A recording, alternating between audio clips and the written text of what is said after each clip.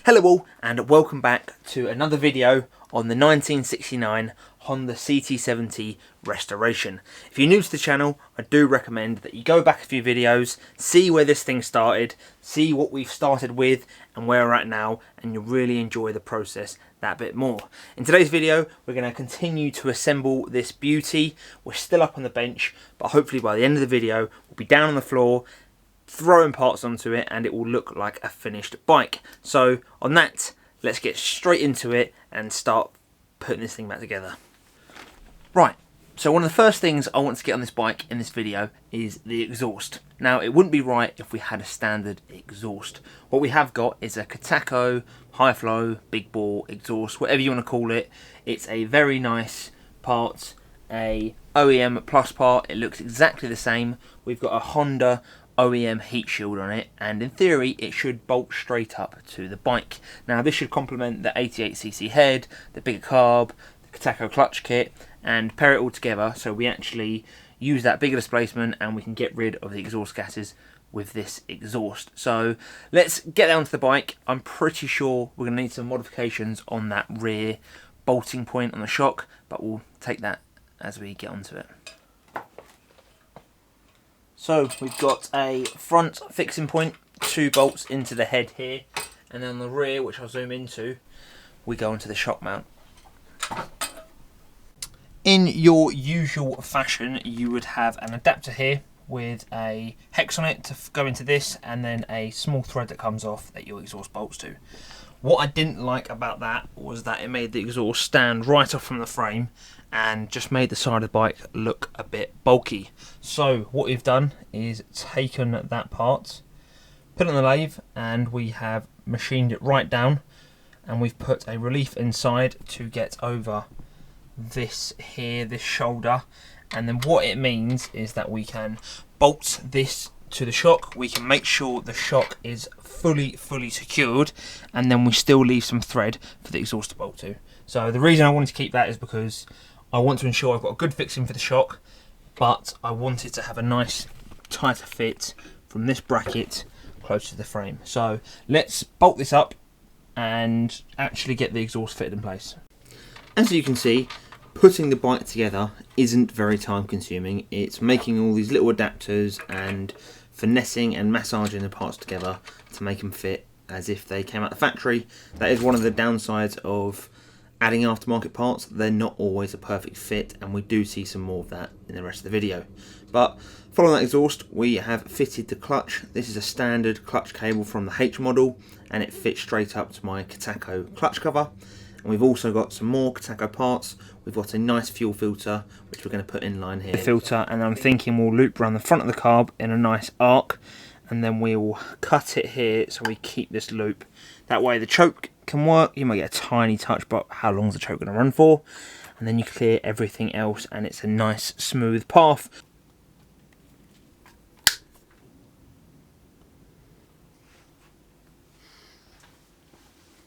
As you've seen, the decals being fitted were an absolute game changer for how this bike looked, and I think what will make it even better is this chrome piece of trim that sits on the top of the frame. Obviously it's brand new, so we've got this nice fitting on it, but this will press fit on and should really finish the top of this bike off.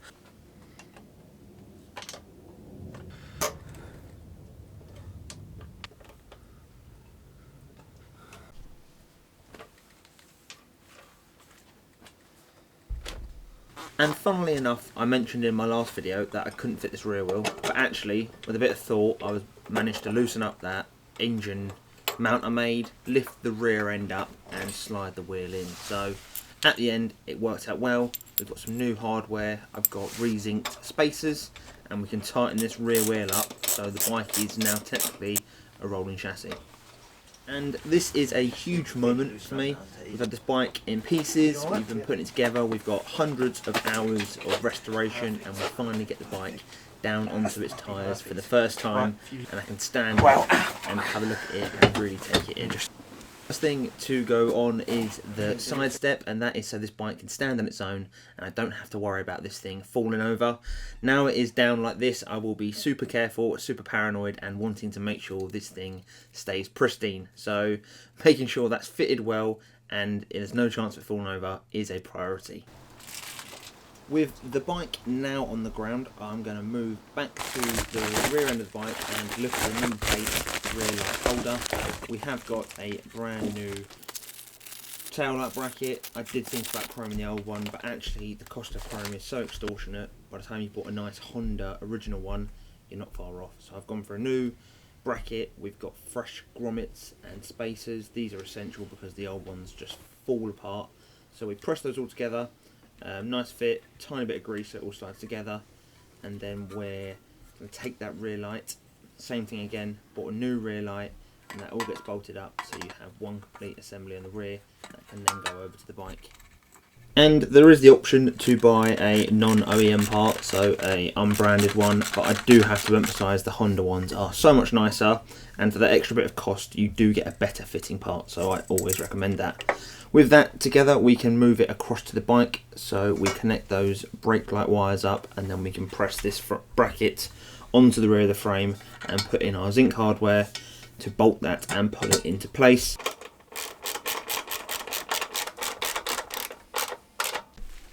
As you've seen, we have just got that rear number plate / light holder onto the bike. It's looking great, the chrome really stands out, and one thing that I want to show you that I'm very excited to fit is this part. So this is a brand new, if we get it out, frame protector / guard. Now for those who know your monkey bikes, your CT70s, the CT, so the American model, was the only one, maybe been rare other models like Japanese models, was the only ones to come with this underframe. The European ones came with the duck fenders and no undercarriage / frame protector. Now I absolutely love this. It's one of the reasons I wanted the American version. So this was from Bart Moto. It is very close to original. Close enough where I won't know, and unless you're an absolute specialist won't know either. So let's get this on, and it's going to hopefully really finish off the underside of this bike, and we're going to start looking like that Silver Tag OEM bike I'm after. You will see straight away that we don't end up fitting this right now, and like many other things, it's because it did not fit with my bigger exhaust and my other parts. So we've had to move on to the top end of the bike, and we're going to fit some new switch gear consisting of the high-low beam switch and the horn, some fresh parts. The plastic's way nicer. I've used old ones before on my previous Z50, and I thought this time we're going to go do the full lot and get new switches. So with some careful feeding, I managed to pull those wires through the handlebars and get these screwed up and into place. It is a fiddly job, so just take your time and make sure you don't drop a screw down inside the handlebar.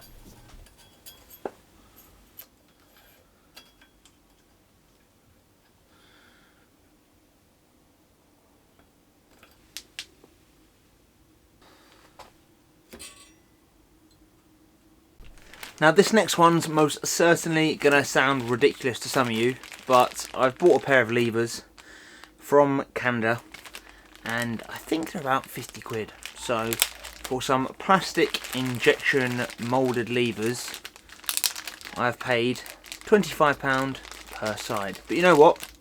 These are the, just dropped one as well, these are the original style. So on the Silver Tag they came with plastic levers and were later replaced with metal because they broke all the time. The bikes got abused, bashed around, and it was common for them to break. But I've gone plastic because it looks original, they're very cool, and if someone stares at my bike they're going to question it, and I have covered all bases. Now I'm sure many of you have fitted levers before, so I don't want to tell you guys how to put those on, but you can see it's a fiddly little job. One of the things I did find tough was the fresh clutch cable and brake cable being very tight and not manoeuvrable, but we get those bolted up with nice new screws to fix them into place, and we now have a working clutch. This, guys, is the first taste of the manual clutch on this bike. Obviously from factory it was the 3-speed auto. I did go for the conversion, and now we've got a hand clutch on it. I have to say, feels pretty good. Considering the engine's not been run, I've just slapped the cable on it, it feels really nice. One thing I do need to check is whether the cables go forward at the bars or rearward. For the brake, the routing looks better rearward, to be completely honest, but I'm not sure. So I'm going to find out and adjust if needed. Yeah, let's keep going. Revisiting this frame protector, the biggest issue, as you can see, is that there is not enough clearance between the metal and the exhaust. You can see those two rear fixing points that go up into the engine. They do not touch the engine, so I need some spacers. I need a way to drop this thing down. So my first port of call is to open up these holes using a Dremel and a drill. So guys, it turns out that fitting one of these engine guards to a bike with a aftermarket exhaust isn't that simple. So because you've got the bigger bore, I mentioned we were going to elongate them holes. It's actually still not enough. So what I've had to do is turn up some spacers to stand off the engine guard, as I'll show you in the next clip, from the side step. So it's not perfect, but I think for now it gives a good fitment. What I don't want is this side stand to sit on this exhaust, because that's going to rattle like crazy when the bike's running and it'll mark. I just don't think it'll be any good. So tip for anyone, that's what you need: a 15mm spacer with an 8mm, 8.5mm through hole. But if I can make it smaller, I will, but for now I think that's going to work, so let's roll with that. I must say, this is probably one of the trickiest and fiddliest jobs to do on this bike. Trying to get these 4 fixing points to line up whilst getting your bolts in, whilst getting clearance. It's all very difficult, but with a bit of wrestling, a bit of time, some location and some longer bolts, we do manage to get it fixed in place.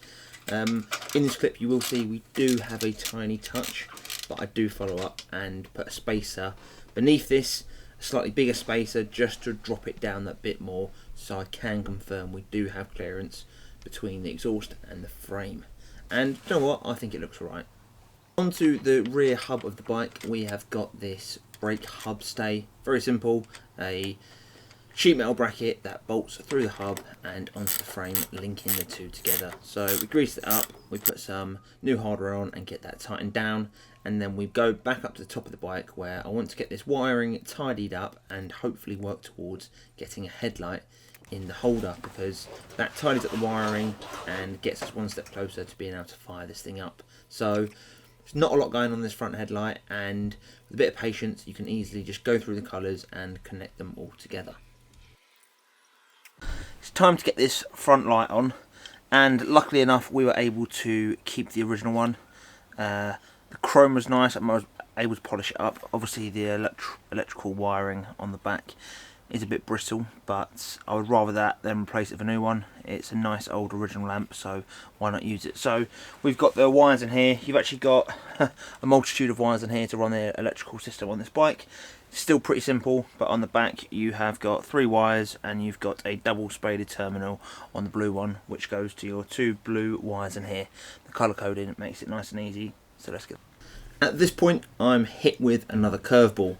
I go through the process of connecting the light up, making sure it's all fitted together electrically, and then as I go to position the headlight into its bowl, I come across another issue. Now, there seems to be a common theme of getting everything painted, checked, and then having these issues. But as you can see here, I just could not get the bowl to accommodate the light. It's an original light, it was a new bowl, and I'm slowly realising that I think I might have an issue here, and this isn't going to go together as planned. As you saw, we were wrestling with this headlight, trying to get it to fit, and an annoying discovery, I found out that this headlight bowl is actually not the right size for the headlight. So more money has been spent. I've had to buy a Honda OEM bowl that I know is the right size. I've bought a new headlight, but the annoying thing now is that we have to get this one resprayed to match this. So this is coming off, both going to the painters to get paint matched, and then we will be back. This isn't going to stop me with this video. As you'll see, the video will probably end with no headlight on the bike and everything else together, but it's part of a restoration, and I'd rather do it right than try and make it fit and it not be perfect. Now the fun part, and that is to do the reverse of the assembly, and it's not too bad of a job. It's a case of just unplugging all those wires that we put together, passing your speedo cable at the bottom, and then you can pull the headlight off in one unit. Right, pull your speedo out, there we go, and you're ready to go. Let's get a new one painted. So, moving towards the rear brake on this bike, there is the interesting fact that the original bike actually has a left-hand rear brake as well as a foot brake. So there's the foot brake, freshly re-chromed, looking lovely, and you actually get a sort of lever bracket that allows you to connect to the rear rod, and then you also get this bracket which allows the rear handbrake to attach. We obviously do not want this because we've gone for the manual conversion, so on our left hand side now we have a clutch and we no longer need this. So what we're going to do is we're going to take this dimension, because obviously this makes this stand off this brake pivot.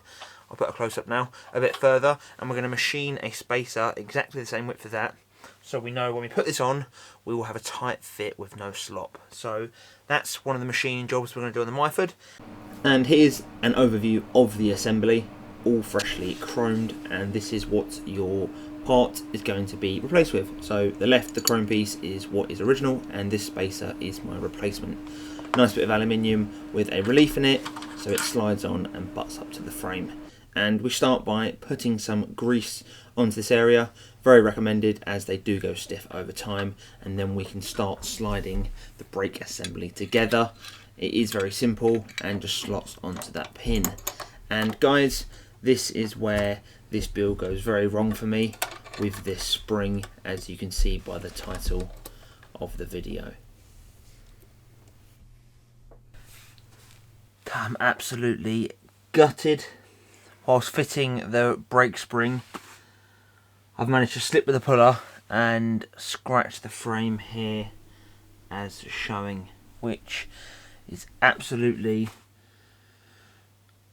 awful. It's very annoying. Obviously it's not the end of the world. It is only a restoration, but for those who have spent so many hours or hundreds of hours doing a bike, you can probably feel my pain. My first thought was strip it down and respray it, but I can't afford to respray this, and it would be an awful lot of work to get it apart, and yeah, all of that. I'm thinking I will get some touch-up paint from who is painting my headlight bucket, and I will touch this in as best as I can and maybe try and polish out the very fine marks, but yeah, I'm gutted. So guys, this is where today's video is going to end. Unfortunately, I wasn't successful. We had a big mistake on the frame, and that has set me back a bit. The headlight's an issue, and that's being painted, so we can fix that. But I'm very much in a dilemma with what to do with this scratch. What would you guys do? Would you get it either touched in with some touch-up paint? I could send it off to have this area blown in, or I leave it as a reminder of my mistake and the pains and yeah, the process of restoring bikes, and that it doesn't always go to plan. But in next episode, I'm hoping that will be the penultimate. I've got either a seat to order or to refinish, the headlight to reinstall, and to try and get this thing running. But I hope you guys have enjoyed the process. I apologise the videos haven't been frequent, lots of things are going on, but this year things are looking a bit smoother, and I'm hoping that I can get some more content out.